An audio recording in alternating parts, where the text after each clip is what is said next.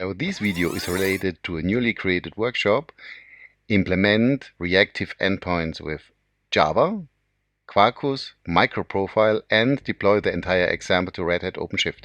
By the way, the link to this workshop you find in the description below. The source code of the project itself is open sourced in the cloudnativestarter project. You maybe already know that's related to microservices. Hello, that's the third video. In that video, we will focus on exercise 5, Invoke Endpoints reactively. You remember, we are going to implement our own microservice. In the last video, we created the REST endpoint for our microservice reactively, asynchronously. And now we're going to access the article service to get the data from the article service so that we can provide the real articles information. The service is already running on OpenShift. You remember, we will have 6 classes which to implement our microservice. We already created 2 classes, and the next will be about the exception handling and the client to access the articles service. So let's start with the implementation. In the first step, we will add MicroProfile Extension for the client implementation to our project.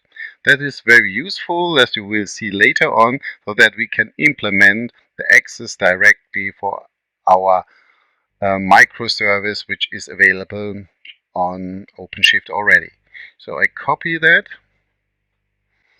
and find it. This is the project, and here I will add that.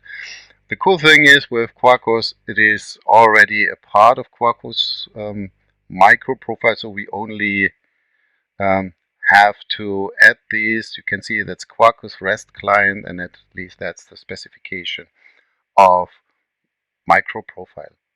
So what we will do here, we have the 2 classes already. You notice that's the Cloud Shell. We use the Cloud Shell like in the last videos. And here I'm going to create the class to manage the invalid input parameter. So for the exception, if something is wrong on the input parameter, maybe a negative value or other value, so that is what we are going to do. And later on, we will also create an exception mapper so that it maps to an exception number, for example, that is no content, like the 204. So that is what we will do later. Okay, we're going to edit our class and copy the code for the exception handling. You can see here that's is what we do, and save it. Yeah, you know, nano. Okay, the next is we're going to create the exception mapper class. So we can here directly open the nano and then copy and paste the code. Here you can see that's the status, which is then mapped when we got the input parameter, for example. So you can see. Okay, going to save it. So now we're going to create the articles service interface. We have to access the article service.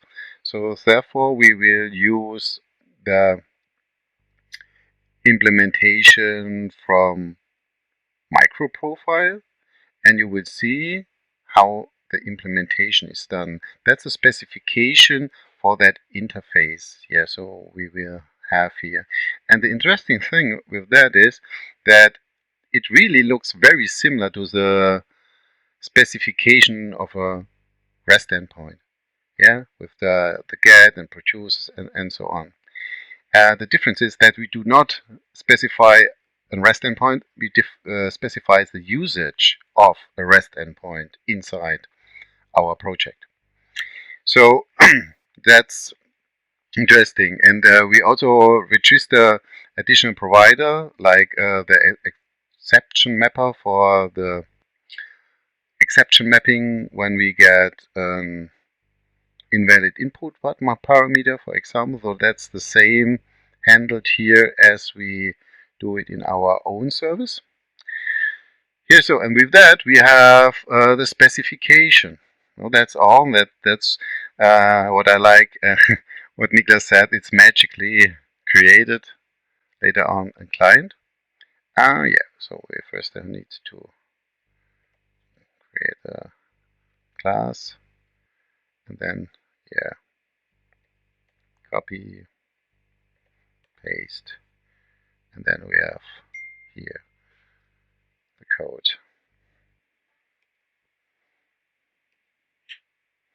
So let us see. So now we have 1, 2, 3, 4, 5 of our 6 classes. The last one is the class where we really directly access the articles service, which is already running on OpenShift. And we call this class articles data access class. So you can see here. And here in this class, we will use the client, yeah, access with the MicroProfile REST client builder, as you can see here. And here we will use the interface. You can see here the REST client builder, and here that's the class what we specified before. So we built on this definition what we have here. And that's a cool thing. The difference is, like you notice, also in the definition like it was before, the difference is to synchronous implementation is that we have here a completion stage, and that means the cool thing with MicroProfile is you can implement synchronous and asynchronous implementation in the same way. Okay, because you just return here the completion stage information. Good, so let us copy the source code. First, then we have to open it with Nano.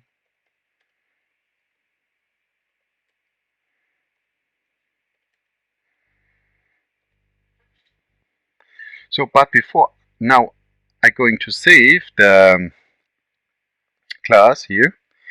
I want to say that here, that's the URL of the service on OpenShift, and that's the older one. And what is also a little bit tricky here, what you see in Nano, when we go in here, so it is signed with this dollar, so that this line is longer than it is shown in that situation here. And the cool thing is when I put it here, you can see here, it's even longer. And what we need the URL here. And then we have to insert the URL so that we really can access the running pod, yeah, which is here. You can see that's our articles, reactive articles, a microservice on OpenShift. And then we need this URL. And this URL we get with the awesome, super awesome script we have.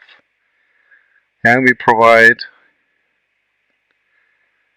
the script which shows the URLs. Maybe you remember this script from the setup, which shows all useful URLs of all the microservices which are running on OpenShift.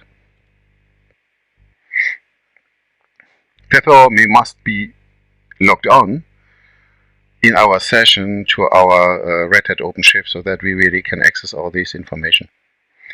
Okay, so where it is, we need which read the articles. I guess that's the URL we need. Is it right? I just want to be sure. Yeah, it was about this here with the 10 articles you can see here. Okay, so I use it. Go back. And then we have to insert it here. So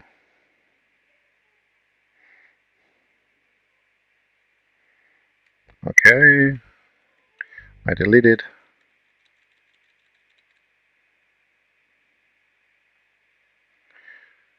And then we insert the link we just copied.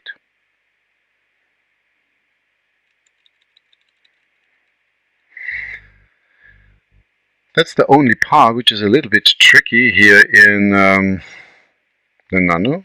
So just to be sure that is right here. Okay. And then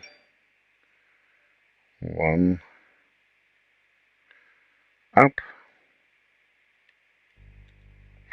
And now we can save it. And I would say, yeah,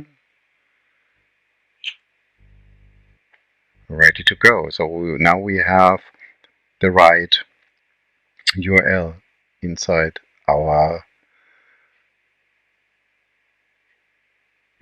class. Yeah, so we had here. Okay, the next is we will change the source code of the existing articles we saw. So the reason for that is, maybe you remember, we haven't done really the in exception handling inside that class. So we showed how to do that, but now we will really do this with the exception handling. You can see here there's exceptionally, yeah, if something happens, because now when we call our article service and there's really an exception to handle, so that we can react on that. So so we have to remove it. We remove the resource class, and yeah, we touch it once more, and then we add it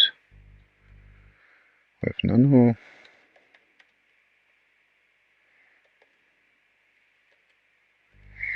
So copy, paste.